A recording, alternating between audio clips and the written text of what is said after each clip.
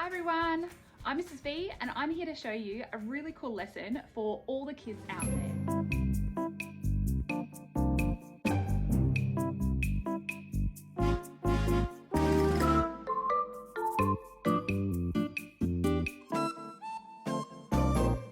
Today we're going to be doing some finger painting.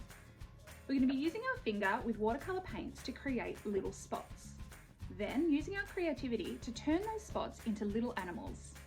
This is a fantastic lesson for the littlest of artists like kids at preschool, and they can use their finger to do finger painting and just some simple lines to create animals.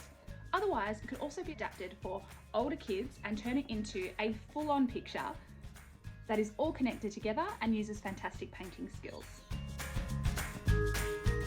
If you haven't already, please go to the @Artlife Art Lessons Facebook page or @artlife.melb Instagram page.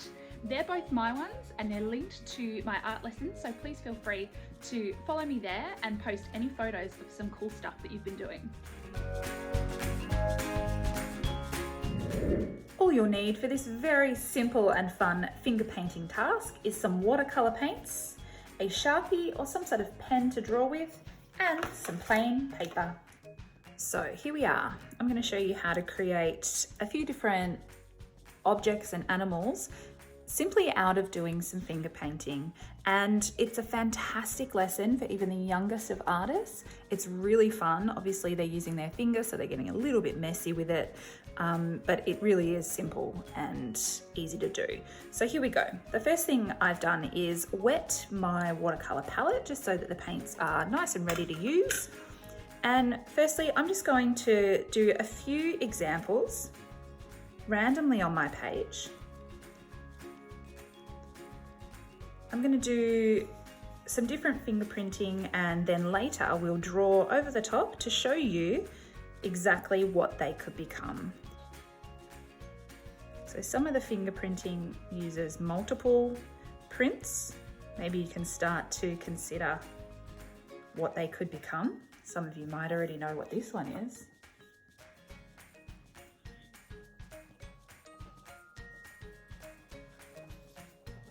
Sometimes you need to use your whole finger, sometimes it's just a little spot like that, depending on, of course, what we're making, which I will reveal later.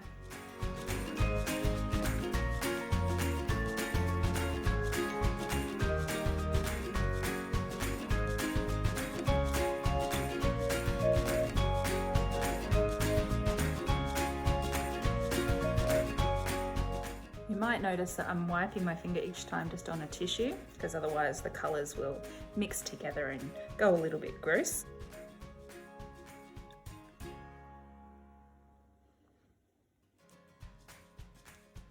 So please take note when I'm putting my finger on the side. It might be like that, or it might be up this way.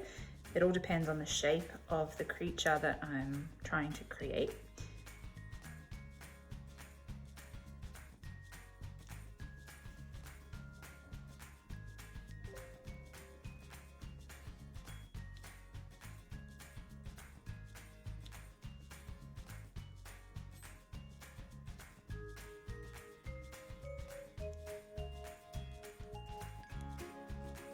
So that's my basic fingerprinting at the moment.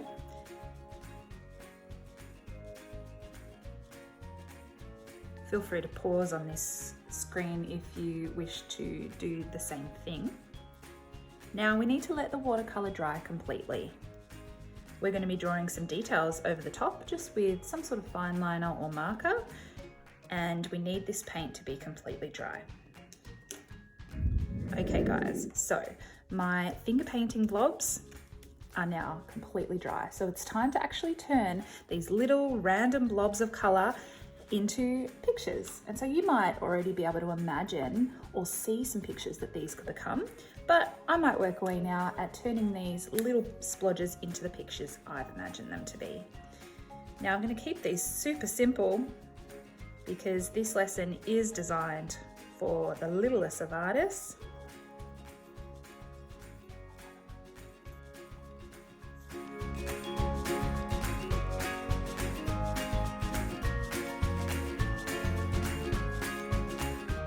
I think this is a great introduction for a task with really little ones to help them to use their creative mind.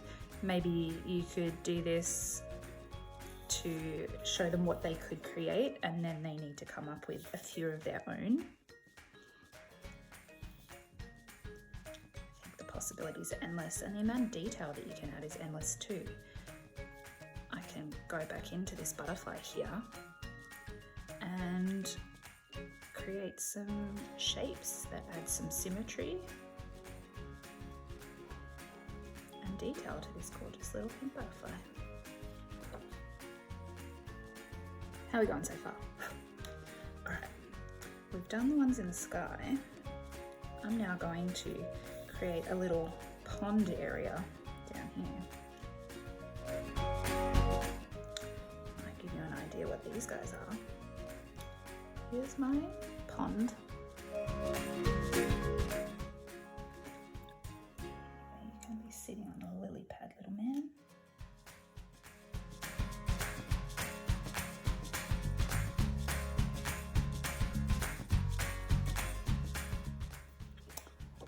There's our little pond section now. Now for some land animals.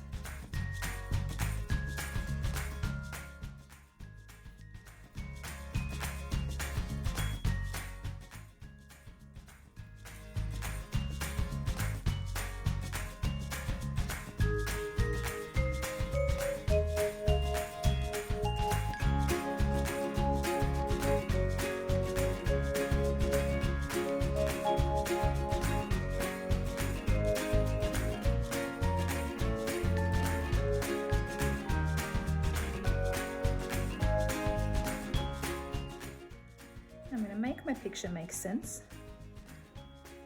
by doing a bit of a horizon line here.